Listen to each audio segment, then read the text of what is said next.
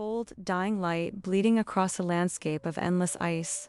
Beneath the silence, deep inside Arctic Marine Facility, a low hum of machinery echoed through sterile metal corridors. Scientists huddled around a glass observation tank, a colossal aquarium filled with icy seawater that shimmered like liquid glass.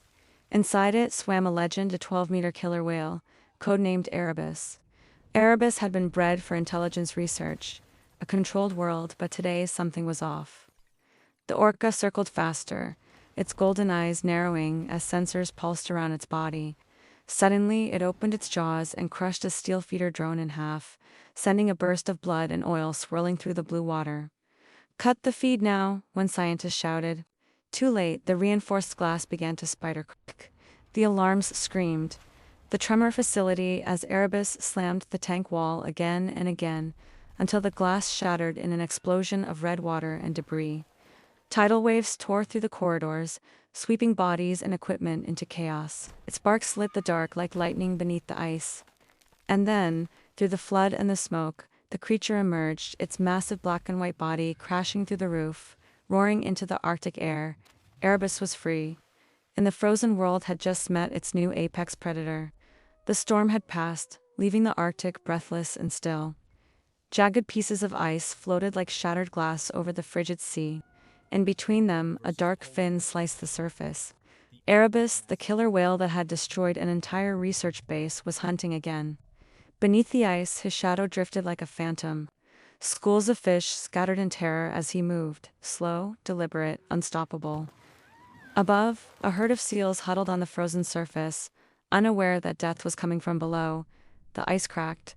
In a blur of motion and power, Erebus exploded upward, smashing through the sheet of ice, jaw snapping shut on two seals before gravity dragged him back down.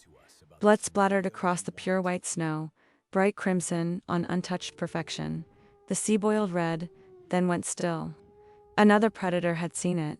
A polar bear, massive, even by Arctic standards, 4 meters tall, 2 tons of raw muscle, its fur already stained pink from an earlier kill. The beast stood atop a ridge of frozen cliffs, its breath a cloud of smoke in the cold air. Its black eyes locked onto the movement below. The orca surfaced again, dragging a seal's corpse in its jaws. The bear roared, a sound that rumbled across the tundra like thunder. And for the first time, Erebus turned his gaze toward the creature on the ice. The two apex predators stared at each other across the freezing expanse, one bound to the sea, the other to the land. Nature itself seemed to hold its breath. Then, the bear struck first, cracking it under its massive weight, and leaped toward the edge of the water. Erebus lunged up from below at the same moment.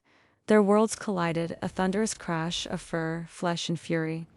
The bear's claws raked across Erebus's head, leaving long, bleeding streaks. Erebus retaliated by dragging the bear halfway into the sea, thrashing violently until the surface exploded in waves of red foam. Chunks of ice spun through the air. The Arctic screamed. A small fishing fleet was making its way through the same waters. The sailors froze as they saw the horizon. Icebergs collapsing, geysers of water shooting skyward, and a bear roaring atop the wreckage. "This can't be real," one whispered. But it was real. And they were headed straight into the heart of it. The fishing fleet never stood a chance. The ocean itself seemed to turn against them. Waves rising, ice shattering, the wind howling through the open void of white. "Jesus Christ, what is that?" the captain screamed. From the wheelhouse, they saw it, a mountain of white fur and a streak of black and white muscle locked in combat. The polar bear stood atop the frozen ridge, roaring, blood dripping from its maw. Below, Erebus launched out of the water again and again, smashing through the ice like a missile of flesh and bone. The bear lunged, claws slashing down with enough force to bend steel. The orca struck back, jaws closing around the bear's hind leg, lifting the 2-ton predator off the ground before slamming it into the ice. The sound was deafening, the crunch of bone, the shriek of fracturing ice, the roar of something ancient and merciless. The ship's crew panicked. Nets were cut, engines reversed, but the ice beneath them began to split. One of the deckhands pointed in horror. "It's coming this way." Erebus slammed into the ship's hull. Steel screamed. Men were thrown overboard. The sea turned red as the waves swallowed them whole. And above it all, the polar bear roared and leaped onto the deck, swinging its paws like wrecking balls. crushing metal and men alike. Flames erupted from the ruptured fuel tanks, a bloom of orange fire against the endless white. The smell of diesel and blood filled the air. The scene was biblical. Then a sound cut through the chaos. A low rhythmic thump that grew louder and louder. Helicopters. Through the snowstorm, a trio of Beastbusters rescue choppers burst into view, their red lights flashing across the ice. The sky thundered with rotor wash as armored soldiers in blue Arctic suits rappelled down, weapons glinting under the flare light. Command, visual confirmed. Two Class Omega entities engaged with Titan nets and shock rounds. The bear turned, roaring at the intruders, snow swirling around it. Erebus dove beneath the water and circled his dorsal fin, cutting through the crimson foam like a blade. Floodlights, cutting through the blizzard, was fired. Grenades exploded around the bear, bursts of blue light and sound echoing across the tundra. The creature stumbled, shaking snow from its fur, then charged. "Hold the line," the commander shouted. The bear hit like a freight train, swiping soldiers into the air. Ice cracked under its weight, but before it could strike again, the net guns fired. Massive metallic webs launched from the helicopters, unfurling in midair and slamming down over Erebus as he breached. For a moment, it worked. The orca roared beneath the mesh, thrashing, tangling himself deeper. But then, from the shadows of steam and blood, the polar bear reappeared and ripped the net apart. Sparks flew as the steel cables snapped. One helicopter jerked sideways, struggling to stabilize. The commander shouted into his radio, "Activate winches, pull them both down." The ice split open like glass. Winch cables screamed as they tightened, dragging the orca sideways into a shallow trench. Soldiers fired shock rounds, electric bursts lighting the night with arcs of blue.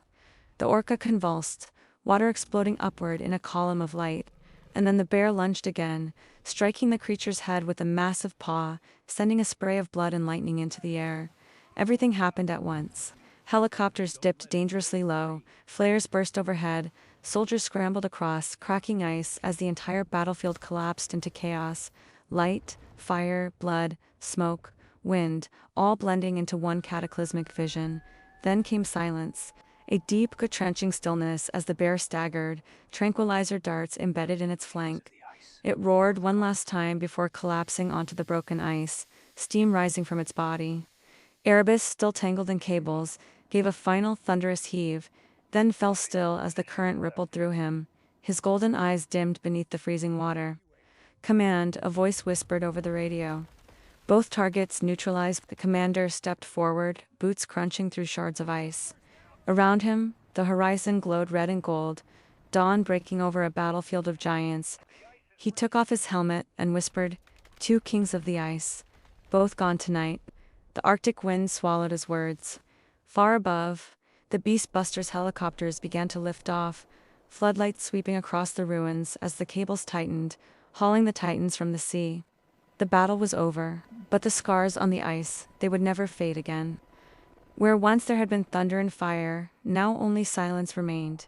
A heavy, endless silence, broken only by the creak of shifting ice.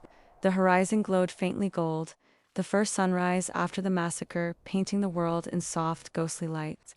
The wreckage of the fishing ship drifted among broken slabs of ice.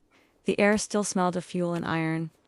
The two fallen giants lay side by side, the polar bear, breath frozen in its throat, and Erebus, the killer whale, motionless under a film of frost. Steam rose from their wounds like spirits, leaving their bodies. The Beastbusters moved quietly across the battlefield. No cheers, no celebration, only the crunch of boots and the hiss of cables. "Get the bodies secured," the commander said softly, his voice cracked and tired. At the shattered ice, the smoldering fires, the blood that had painted the white tundra crimson, and exhaled slowly. "Let's go home." The helicopters lifted off one by one, rotors chopping through the frigid air. The light of dawn turned the snow below into rivers of gold and red, reflecting across the sea like a burning scar. From above, the Arctic looked peaceful again. But the silence felt haunted, as if the world itself was waiting for the next monster to wake. A soft voice faded through the outro. "Please comment and contribute new scenarios to us." Please comment and contribute new scenarios to us.